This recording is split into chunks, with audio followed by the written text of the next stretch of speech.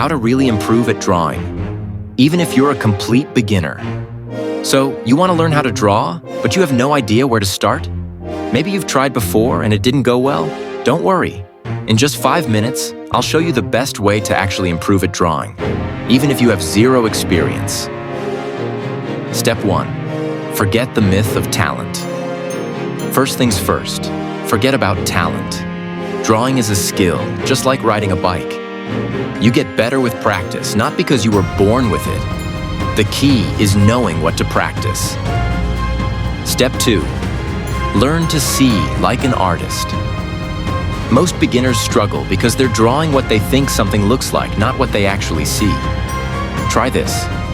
Take a simple object, like an apple, and really look at it. Notice the light, shadows, and shape. Drawing is 80% observation